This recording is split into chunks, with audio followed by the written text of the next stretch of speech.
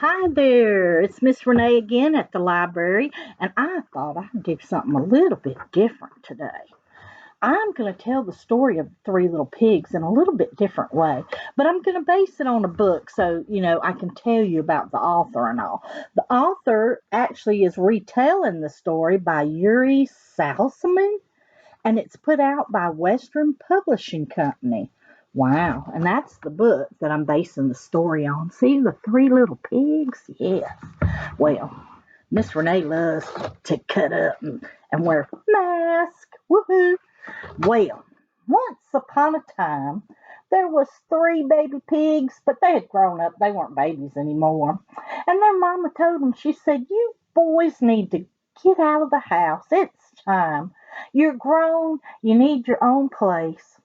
So the first little pig left and he walked down the road and he was all happy about building his own home and having his own place. That way, he could play videos all day if he wanted to.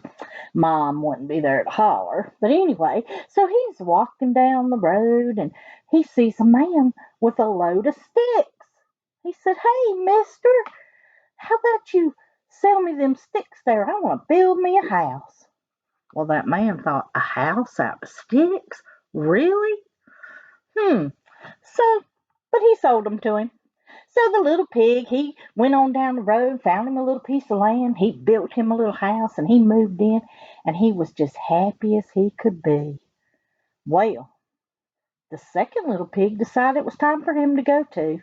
His little brother was doing so good in his little stick house, he was going to do something too. So he went skipping on down the road and he was like, "Oh, there's a man and he's got straw." Straw? Oh, yeah, I can build a house out of hay. So he did. He bought him some of that hay and he built him a little house and he moved in and he was happy as a lark because he could eat anything he wanted to and he could cook when he was ready. And no mom to say, "You can't do that," or "You need to clean that mess up." But he was happy. So he moved right in and he was happy. Well, the third little brother, I think he was a little bit smarter than the other two. He said, "You know what I'm going to do? I'm going to build me a house too, but I want a nice big house." My goodness. So he took off down the road and he was happy and he was looking and he passed the little stick house with his brother and he thought, "I don't want a stick house." Then he passed his other brother's house and it was a straw house. He was like, I don't want my house made of straw. I want something a little more sturdy than that. So he kept going and he went on down the road a little more and went on down the road a little more and there he saw it. A man selling bricks. He said, "That's what I want, a brick house." So he bought a bunch of bricks because he wanted a big house. So he could have company over and people could spend the night. And you know how that goes. And mom, she could come visit too. So he built him a big old brick house and he moved in and he was happy as a lark. So, you know what happened? The first little brother, the sticks. He was just in the house and he was playing a video game when he heard knock, knock, knock. He said, "Who is it?" "It's me, little pig, and you better let me in." And the little pig said, "Not by the hair on my chinny chin chin." And the big bad wolf said, "Well, then I will huff, and I will puff, and I will blow your house in." And he did. Oh, whoo! And that house just caved right in. But that little pig, he took off running. He ran to his brother's house next door, and the wolf was right behind him. He said, "Little brother, let me in. Hurry, let me in. Oh, let me in quick. Because you know what? The big bad wolf's behind me." So the little brother threw open his hay door and he let him in. And they were just sitting there just shaking and shivering when all of a sudden he was back. Knock, knock, knock. "Little pig, let me in." And the little pig said, "Not by the hairs of our chinny chin chins." Oh, well, said the wolf, then I will huff, and I will puff, and I will blow your house in. And he did. He huffed. And that house caved right in. Them two little brothers, they were quick. They took off running down the road. And they were like, "Where's our brother? Where's our other brother?" And they kept running and running, and the wolf was behind them, and they kept running and running. And they came to this big, beautiful brick house, and they knocked on the door, and they said, "Brother, please let us in. There's the big bad wolf is trying to get us." And so the brother threw open the door. They ran in, and he slammed the door shut and locked it. And then they heard the doorbell. Ding dong, ding dong. And the brother said, "Wolf, you might as well go on, 'cause I'm not letting you in my house." And the wolf said, "Oh, yeah?